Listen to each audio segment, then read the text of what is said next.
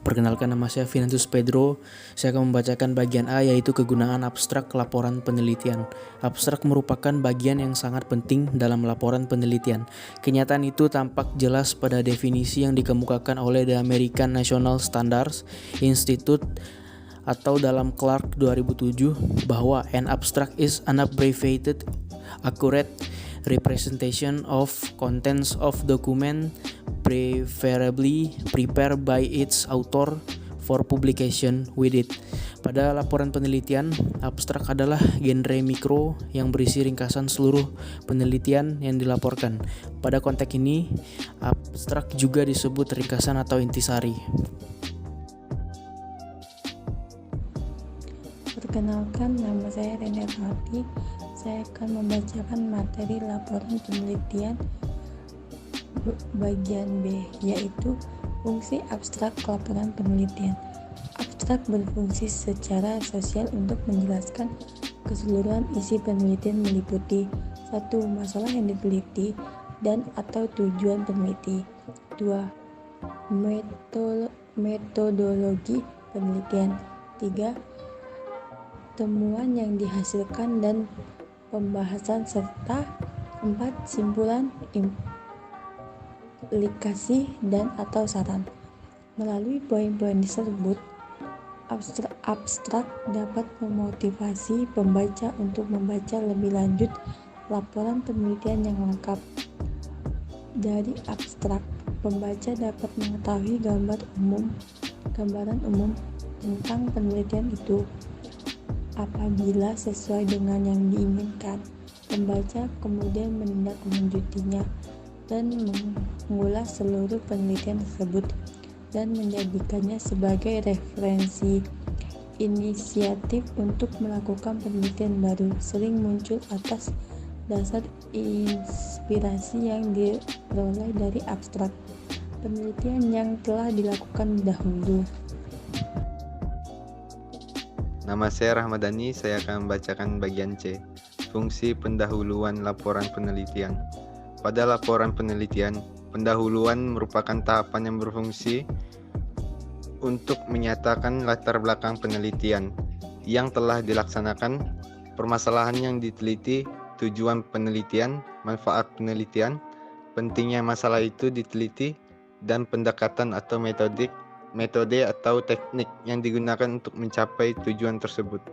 3 hal yang disebutkan pertama sering dinyatakan ke dalam subbab tersendiri atau dinyatakan dalam satu kesatuan dan disisipkan ke dalam paragraf-paragraf pendahuluan. Adapun 2 hal yang disebutkan kemudian cukup disisipkan ke dalam paragraf-paragraf yang relevan pada pendahuluan itu. Perkenalkan, saya Luciana. Saya akan membacakan bagian D, tujuan penelitian dan manfaat penelitian.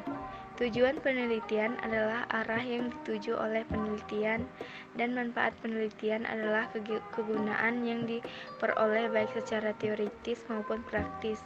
Di pihak lain, pentingnya masalah itu diteliti adalah alasan yang mendasari dilakukannya penelitian tersebut. Sementara itu, pendekatan, metode, teknik hanya diuraikan secara singkat dalam hal teori yang disintetiskan untuk memecahkan masalah, metode penelitian yang diterapkan, serta teknik pengumpulan dan analisis data yang digunakan. Perkenalkan, saya Vinicius Pedro Vilando. Saya akan membacakan bagian E, kegunaan landasan teori dan tujuan pustaka penelitian.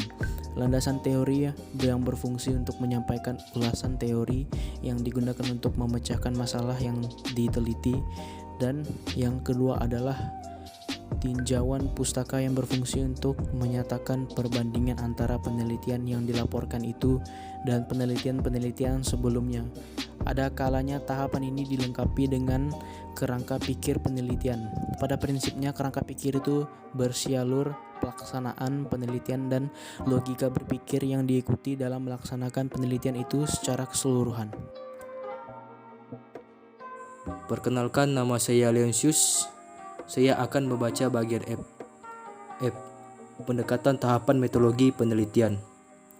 Pendekatan teoritis yang dipilih dalam penelitian tersebut adalah pendekatan sosiologis antropologis yang dikemukakan oleh Malinowski dan Talcott Parsons. Sedangkan pendekatan penelitiannya adalah pendekatan kualitatif. Metode yang digunakan terkait dengan tata cara pelaksanaan penelitian yang meliputi lokasi penelitian, Desa Baturejo, Kecamatan Sukolilo, Kabupaten Pati. Jenis penelitian 140, deskriptif kualitatif, serta data dan sumber data. Sumber pertama, informan yang mengetahui masalah kearifan lokal di masyarakat Samin. Sumber kedua, monografi desa, monografi kecamatan, dan monografi kabupaten. Adapun teknik penelitian yang dipilih meliputi teknik pengumpulan data dan teknik analisis data. Teknik pengumpulan data yang digunakan adalah teknik sampling, lebih khusus lagi purposive sampling, dengan melakukan wawancara mendalam. Sedangkan teknik analisisnya adalah teknik analisis siklus interaktif yang diadopsi dari Miles dan Huberma. Sekian, terima kasih atas bacaan saya bagian F.